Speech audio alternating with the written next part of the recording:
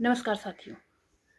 आज मैं ये नहीं कहूँगी कि मैं एक एडवोकेट हूँ और मैं कहाँ से हूँ, क्योंकि आज मैं बात करूँगी कोलकाता में हुई इस शर्मनाक और दर्दनाक घटना के बारे में।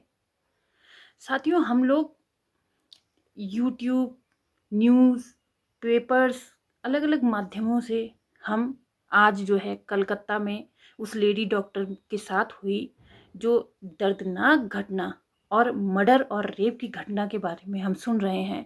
ये वास्तव में बहुत ही शर्मनाक घटना है और मैं एक वकील होने के नाते ये कहूँगी कि आज के समय में बेटियां जो पढ़ रही हैं और जो आगे बढ़ रही हैं, उनके साथ जो ये घटनाएं हो रही हैं, ये भारत के लिए बहुत ही शर्मनाक है।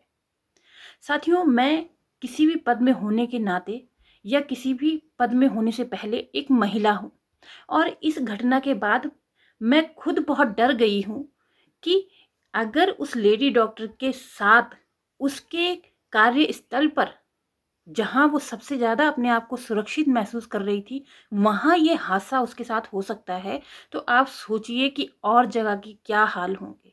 हम कैसे अपनी बच्चियों को सुरक्षित मान सकते हैं, हम कैसे अपने आप को सुरक्षित मान सकते हैं।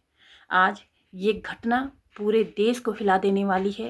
अभी अंकिता भंडारी का केस शांत भी नहीं हुआ था। अंकिता भंडारी की जो है अग्नि अभी शांत भी नहीं हुई थी कि आज कलकत्ता में एक मेडिकल कॉलेज में इस तरीके की घटना को अंजाम दिया गया। आप खुद ही सोचिए, ये एक महिला के ही साथ क्यों होता है? क्यों एक पुरुष दूसरे पुरुष में एसिड क्यों नहीं फेंकता है? एक पुरुष दूसरे के साथ बदतमीजी क्यों नहीं करता है? जबकि कहने वालों का मुंह किसी ने नहीं पकड़ा है। कहने वाले तो ये भी कहते हैं कि लड़कियों को छोटे कपड़े नहीं पहनने चाहिए, लड़कियों को दुपट्टा ढंग से ओढ़ना चाहिए, लड़कियों को मेकअप नहीं करना चाहिए, लड़कियों को लाली लिपस्टिक नहीं लगानी चाहिए। अरे शर्म करो लोगों, शर्म करो। उस लेडी डॉक्टर ने ना तो छोटे कपड़े पहने थे, ना तो मेकअप किया था। वो 36 घंटे की ड्यूटी के बाद थोड़ा सा आराम करने गई थी। आज वो लोग कहाँ हैं जो लड़कियों पे ये कटाक्ष करते हैं कि उन्होंने छोटे कपड़े पहने हैं। वो बॉयफ्रेंड के साथ रात रात को घूम रही थी। जब निर्भया केस हुआ था तब कई लोगों के यही मत थे कि उसको इतनी रात को अपने बॉयफ्रेंड के साथ नहीं जाना चाहिए, उसको छोटे कपड़े नहीं पहनने चाहिए, उसको ये नहीं करना चाहिए, उसको वो नहीं करना चाहिए। लेकिन जो इन चीज़ों की जड़ है, यहाँ हमारा बुद्धि, हमारा विवेक, वो उस वक्त कहाँ चला जाता है जब हम एक 3 साल की बच्ची, 4 महीने की बच्ची के साथ ये घटना सुनते हैं। वो बच्चियाँ न तो छोटे कपड़े पहन न वो मेकअप करे, तो फिर न वो किसी पुरुष को रिझाएं अपनी हरकतों से। तो आखिर पुरुष के दिमाग को ऐसा क्या हो जाता है कि वो ये नहीं देखता है कि हम किसी महिला के साथ क्या गलत कर रहे हैं। आज मुझे वीडियो बनाते हुए बड़ा ही दुख हो रहा है और बड़ी ही जो है मैं उस माँ के बारे में सोच रही हूँ साथियों कि उस माँ पे क्या गुजर रही होगी जिसने अपनी 31 साल की बेटी को खो दिया है। इतना पढ़ा लिखा के आखिर कोई माँ क्या पाएगी जब उसकी बेटी की इस तरीके की हत्या, निर्मम हत्या कर दी जाए और उसके सामने उसकी बेटी नग्न अवस्था में पड़ी हो। मेरा दिल दहल उठता है ये सोच के भी, क्योंकि मेरी भी एक बच्ची है। मैं अपने आप को और अपनी बच्ची को कैसे सुरक्षित महसूस करूं इस समाज में, जबकि ये घटनाएं निरंतर बढ़ती ही जा रही हैं। इसीलिए मैं प्रत्येक लड़की को ये कहना चाहूँगी कि आप चांद जैसा न बनिए, आप चांद जैसा न चमकिए। आपको चमकना है तो आप सूरज की तरह चमकें, जो कि आपकी तरफ देखने वाले की आंखें फूट जाएं। आप खुद सोचिए, हम लड़कियों को किसी चीज़ के बारे में अगर हमारी बेटियां हमसे शिकायत करती हैं, घर में आके बताती हैं कि फला फला लड़के के द्वारा मुझे इस तरीके से परेशान किया जा रहा है, तो हम लोग क्यों अपनी बच्चियों की बातों को नज़रअंदाज करते हैं? हम लोग क्यों अपनी बच्चियों की बातों को नहीं, उनकी बातों को सीरियस क्यों नहीं लेते हैं हम? आज मैं इस वीडियो के माध्यम से आप सभी से अनुरोध करना चाहूँगी कि जितने इंस्ट्रक्शन और जितनी जो है ध्यान आप अपनी बच्चियों का रखती हैं कि वो स्कूल से क्यों नहीं आई, उतने ही ध्यान और उतनी ही जो है इंस्ट्रक्शन अपने लड़कों पर भी रखिए। मेरा भी एक बेटा है, मेरी भी एक बेटी है साथियों, क्योंकि हमारा सारा फोकस, सारा ध्यान अपनी बच्चियों पे रहता है। और हम जबकि ये जानते हैं कि एक बलात्कार करने वाला एक आदमी और एक लड़का ही होता है। आज कलकत्ता में जो ये घटना हुई उस लेडी डॉक्टर के साथ, उसके शरीर की धज्जियां उड़ा दी गई है साथियों।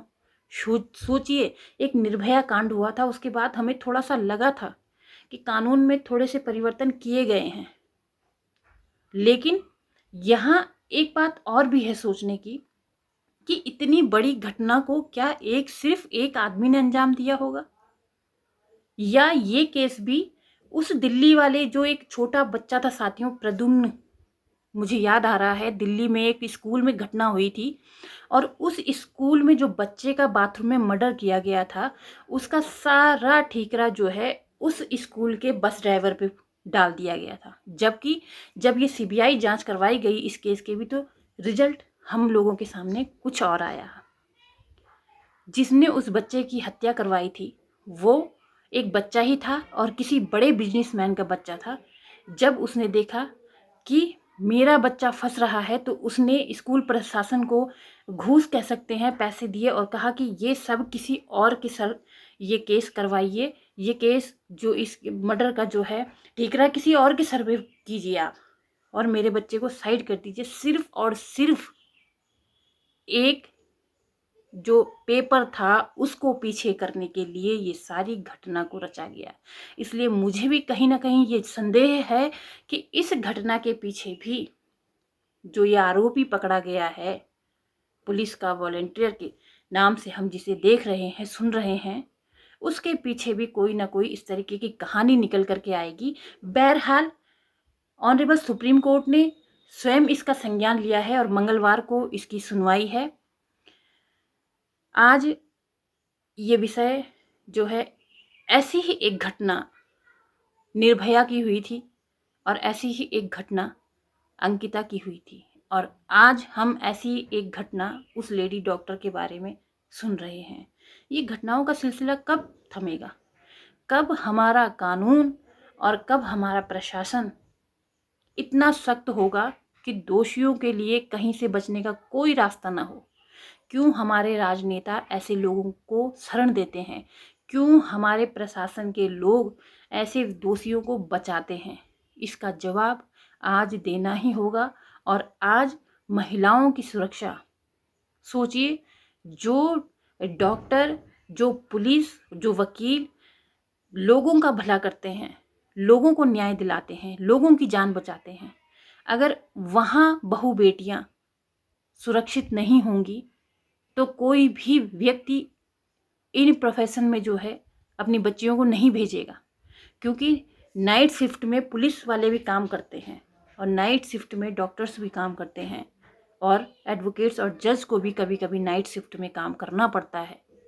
तो आप खुद ही सोचिए, अगर ऐसे कानून की रक्षा करने वाले लोगों को, जीवन देने वाले लोगों का ही जीवन सुरक्षित नहीं होगा, तो हम अन्य लोगों की कल्पना कैसे कर सकते हैं कि वो लोग अपने घरों में सुरक्षित होंगे? तो साथियों, ये था आज का एक छोटा सा वीडियो, और वह ये वीडियो नहीं, ये मेरी संवेदनाएं हैं उस माँ के लिए जिसने अपनी 31 साल की बच्ची को खोया, जिसने MBBS किया, जिसने 31 साल तक मन लगा के पढ़ाई करी, और आज जब उसका रिजल्ट आने वाला था, आज जब उस माँ बाप को ये अपने जीवन के जो संघर्ष के दिन थे, उसके बाद जो उनकी बेटी का अब सफल होने का जो टाइम था, उस टाइम पे उनकी बेटी के साथ ये सब हुआ। मुझे बहुत ही शर्मिंदगी महसूस हो रही है ये सब कहते हुए, क्योंकि हम लोग सिर्फ और सिर्फ कैंडल मार्च के और कुछ नहीं कर सकते हैं, क्योंकि हमारे समाज ने हमारे हाथों में कैंडल पकड़ाई है साथियों। हमारे शास्त्रों में कैंडल कहीं नहीं है। हमारे शास्त्रों में महिला के साथ बदतमीजी और महिला के लज्जा के साथ छेड़खानी करने वालों को लंका दहन करने का हम संस्कार हम हिंदुओं का है। हमारे संस्कारों में द्रौपदी के साथ चीरहरण के बाद साथियों महाभारत होने का इतिहास हम लोगों का है। लेकिन हमारे हाथ में किसी भी घटना के बाद कैंडल पकड़ाने वाला न जाने कौन था जिसने हमारे हाथों में कैंडल पकड़ाई। हमें आज अस्त्र उठाना है, हमें आज शस्त्र उठाना है और हमें खुद अपनी लड़ाई खुद लड़नी पड़ेगी। कोई नेता, कोई कानून, कोई पुलिस वाला, कोई प्रशासन का आदमी हमारे लिए नहीं आएगा। हमें अपनी लड़ाई खुद लड़नी पड़ेगी। और जब तक ये हर एक महिला नहीं सोचेगी कि मेरे साथ गलत करने वाले के साथ मैं उसको दंड खुद दूंगी, कानून तक उसको नहीं जाने दूंगी, तब तक ये सिलसिला नहीं रुकने वाला।